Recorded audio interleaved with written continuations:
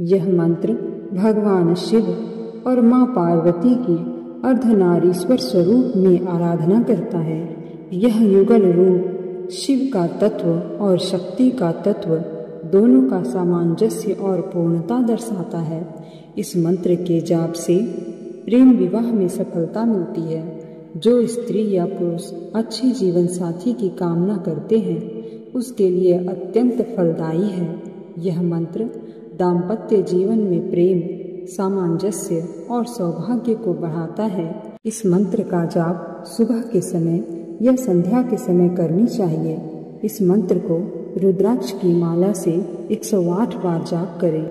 सामने माँ पार्वती और शिव का अर्धनारीश्वर स्वरूप का चित्र रखें। इस मंत्र को शुक्रवार या सोमवार से आरंभ करना श्रेष्ठ माना जाता है। माँ पार्वती और भगवान शिव को ध्यान करते हुए अब मंत्र प्रारंभ करते हैं। ओम गौरी शंकरार्धांगाय नमः। ओम शिवाय गौरी पतये नमः। ओम गौरी शंकरार्धांगाय नमः। ओम शिवाय गौरी पतये नमः। ओम गौरी शंकरार्धांगाय नमः। ओम शिवाय गौरी पतये नमः। ओम गौरी शंकरार्धांगाय नमः। ओम शिवाय गौरी पतये नमः। ओम गौरी शंकरार्धांगाय नमः। ओम शिवाय गौरी पतये नमः। ओम गौरी शंकरार्धांगाय नमः। ओम शिवाय गौरी पतये नमः। ओम गौरी शंकरार्धांगाय नमः। ओम शिवाय गौरी पतये नमः। ओम गौरी शंकरार्धांगाय नमः। ओम शिवाय गौरी पतये नमः। ओम गौरी शंकरार्धांगाय नमः। ओम शिवाय गौरी पतये नमः। ओम गौरी शंकरार्धांगाय नमः। ओम शिवाय गौरी पतये नमः। ओम गौरी शंकरार्धांगाय नमः। ओम शिवाय गौरी पतये नमः। ओम गौरी शंकरार्धांगाय नमः। ओम शिवाय गौरी पतये नमः। ओम गौरी शंकरार्धांगाय नमः। ओम शिवाय गौरी पतये नमः। ओम गौरी शंकरार्धांगाय नमः।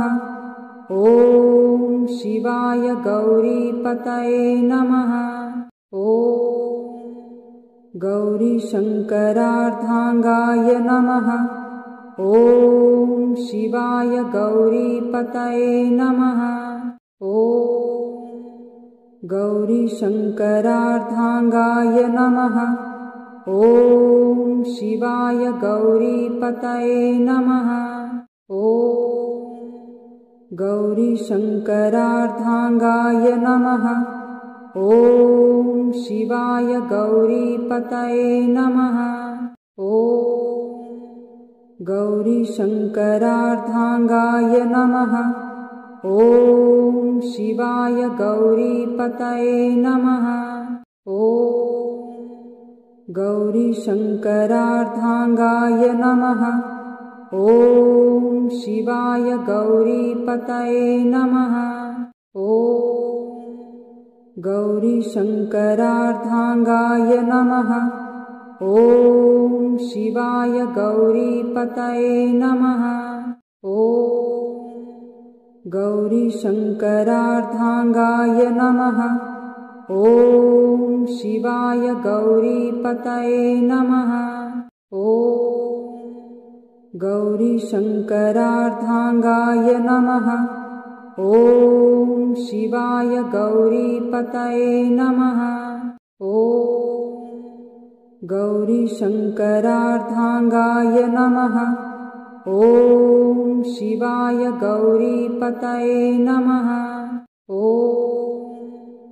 गौरीशङ्करार्धाङ्गाय नमः। ॐ शिवाय गौरीपतये नमः। ॐ गौरीशङ्करार्धाङ्गाय नमः। ॐ शिवाय गौरीपतये नमः। ॐ गौरीशङ्करार्धाङ्गाय नमः। ॐ शिवाय गौरीपतये नमः। ॐ गौरीशङ्करार्धाङ्गाय नमः। ॐ शिवाय गौरीपतये नमः। ॐ गौरीशङ्करार्धाङ्गाय नमः। ॐ शिवाय गौरीपतये नमः। ॐ गौरीशङ्करार्धाङ्गाय नमः। ॐ शिवाय गौरीपतये नमः। ॐ गौरीशङ्करार्धाङ्गाय नमः। ॐ शिवाय गौरीपतये नमः। ॐ गौरीशङ्करार्धाङ्गाय नमः। ॐ शिवाय गौरीपतये नमः। ॐ गौरीशङ्करार्धाङ्गाय नमः। ॐ शिवाय गौरीपतये नमः। ॐ गौरीशङ्करार्धाङ्गाय नमः। ॐ शिवाय गौरीपतये नमः। ॐ गौरीशङ्करार्धाङ्गाय नमः। ॐ शिवाय गौरीपतये नमः। ॐ गौरीशङ्करार्धाङ्गाय नमः। ॐ शिवाय गौरीपतये नमः। ॐ गौरीशङ्करार्धाङ्गाय नमः। ॐ शिवाय गौरीपतये नमः। ॐ गौरीशङ्करार्धाङ्गाय नमः। ॐ शिवाय गौरीपतये नमः। ॐ गौरीशङ्करार्धाङ्गाय नमः। ॐ शिवाय गौरीपतये नमः। ॐ गौरीशङ्करार्धाङ्गाय नमः। ॐ शिवाय गौरीपतये नमः। ॐ गौरीशङ्करार्धाङ्गाय नमः। ॐ शिवाय गौरीपतये नमः। ॐ गौरीशङ्करार्धाङ्गाय नमः। ॐ शिवाय गौरीपतये नमः। ॐ गौरीशङ्करार्धाङ्गाय नमः। ॐ शिवाय गौरीपतये नमः। ॐ गौरीशङ्करार्धाङ्गाय नमः। ॐ शिवाय गौरीपतये नमः। ॐ गौरीशङ्करार्धाङ्गाय नमः। ॐ शिवाय गौरीपतये नमः। ॐ गौरीशङ्करार्धाङ्गाय नमः। ॐ शिवाय गौरीपतये नमः। ॐ गौरीशङ्करार्धाङ्गाय नमः। ॐ शिवाय गौरीपतये नमः। ॐ गौरीशङ्करार्धाङ्गाय नमः। ॐ शिवाय गौरीपतये नमः। ॐ गौरीशङ्करार्धाङ्गाय नमः। ॐ शिवाय गौरीपतये नमः। ॐ गौरीशङ्करार्धाङ्गाय नमः। ॐ शिवाय गौरीपतये नमः। ॐ गौरीशङ्करार्धाङ्गाय नमः। ॐ शिवाय गौरीपतये नमः। ॐ गौरीशङ्करार्धाङ्गाय नमः। ॐ शिवाय गौरीपतये नमः। ॐ गौरीशङ्करार्धाङ्गाय नमः। ॐ शिवाय गौरीपतये नमः। ॐ गौरीशङ्करार्धाङ्गाय नमः। ॐ शिवाय गौरीपतये नमः। ॐ गौरीशङ्करार्धाङ्गाय नमः। ॐ शिवाय गौरीपतये नमः। ॐ गौरीशङ्करार्धाङ्गाय नमः। ॐ शिवाय गौरीपतये नमः। ॐ गौरीशङ्करार्धाङ्गाय नमः। ॐ शिवाय गौरीपतये नमः। ॐ गौरीशङ्करार्धाङ्गाय नमः। ॐ शिवाय गौरीपतये नमः। ॐ गौरीशङ्करार्धाङ्गाय नमः। ॐ शिवाय गौरीपतये नमः। ॐ गौरीशङ्करार्धाङ्गाय नमः। ॐ शिवाय गौरीपतये नमः। ॐ गौरीशङ्करार्धाङ्गाय नमः। ॐ शिवाय गौरीपतये नमः। ॐ गौरीशङ्करार्धाङ्गाय नमः। ॐ शिवाय गौरीपतये नमः। ॐ गौरीशङ्करार्धाङ्गाय नमः। ॐ शिवाय गौरीपतये नमः। ॐ गौरीशङ्करार्धाङ्गाय नमः। ॐ शिवाय गौरीपतये नमः। ॐ गौरीशङ्करार्धाङ्गाय नमः। ॐ शिवाय गौरीपतये नमः। ॐ गौरीशङ्करार्धाङ्गाय नमः। ॐ शिवाय गौरीपतये नमः। ॐ गौरीशङ्करार्धाङ्गाय नमः। ॐ शिवाय गौरीपतये नमः। ॐ गौरीशङ्करार्धाङ्गाय नमः। ॐ शिवाय गौरीपतये नमः। ॐ गौरीशङ्करार्धाङ्गाय नमः। ॐ शिवाय गौरीपतये नमः। ॐ गौरीशङ्करार्धाङ्गाय नमः। ॐ शिवाय गौरीपतये नमः। ॐ गौरीशङ्करार्धाङ्गाय नमः। ॐ शिवाय गौरीपतये नमः।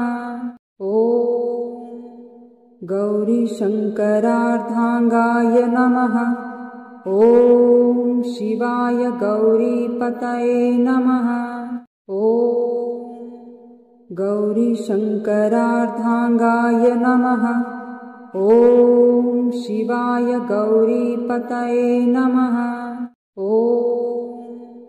गौरीशङ्करार्धाङ्गाय नमः। ॐ शिवाय गौरीपतये नमः। ॐ गौरीशङ्करार्धाङ्गाय नमः। ॐ शिवाय गौरीपतये नमः।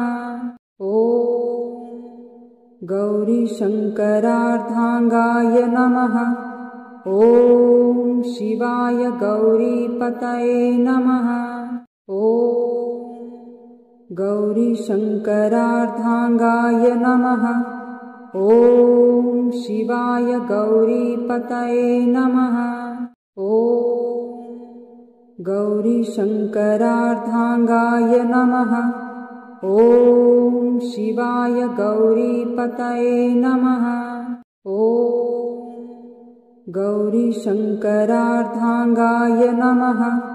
ॐ शिवाय गौरीपतये नमः।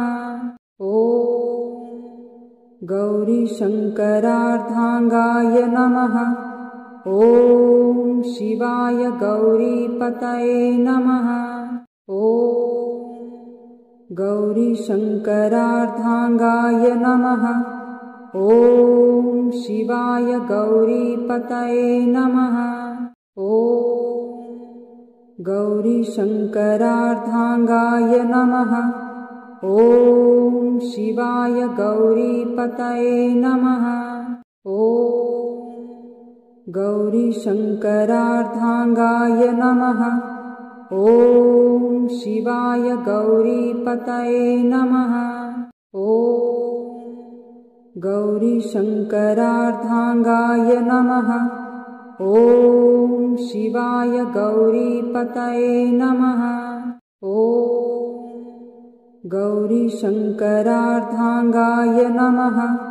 ॐ शिवाय गौरीपतये नमः। ॐ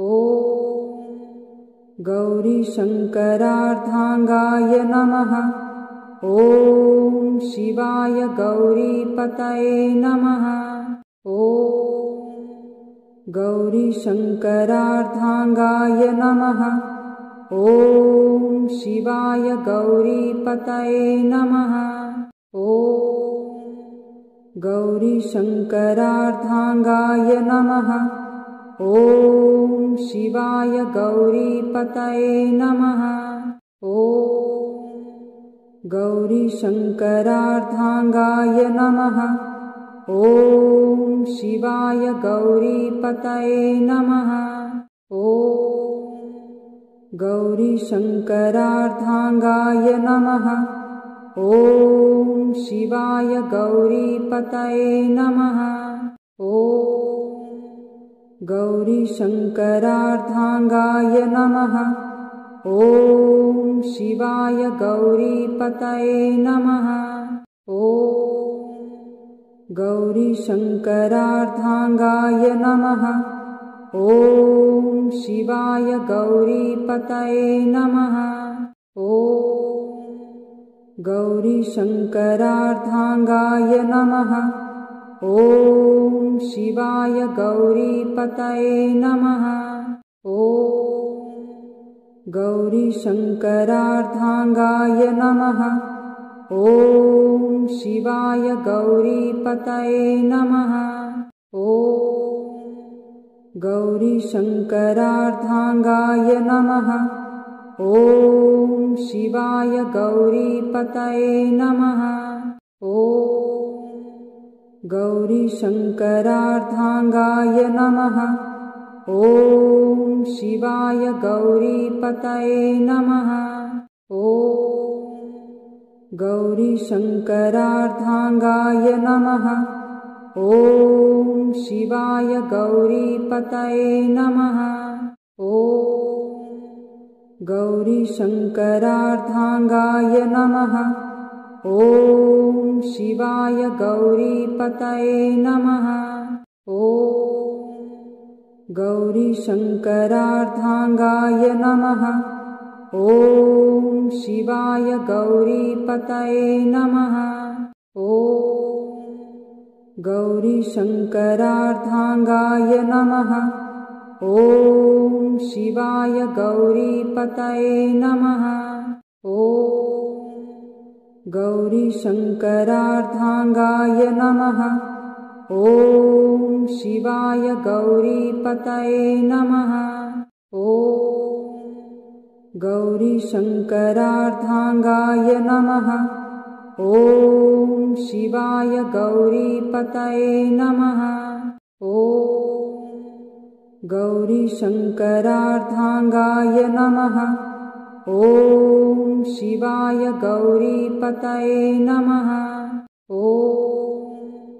गौरीशङ्करार्धाङ्गाय नमः। ॐ शिवाय गौरीपतये नमः।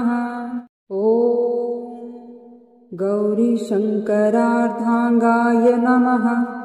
ॐ शिवाय गौरीपतये नमः। ॐ गौरीशङ्करार्धाङ्गाय नमः। ॐ शिवाय गौरीपतये नमः। ॐ गौरीशङ्करार्धाङ्गाय नमः। ॐ शिवाय गौरीपतये नमः। ॐ गौरीशङ्करार्धाङ्गाय नमः। ॐ शिवाय गौरीपतये नमः। ॐ गौरीशङ्करार्धाङ्गाय नमः। ॐ शिवाय गौरीपतये नमः। अगर आपको यह वीडियो पसंद आए तो वीडियो को लाइक करें, शेयर करें और कमेंट में हर हर महादेव जरूर लिखें। जय शिव शंभू।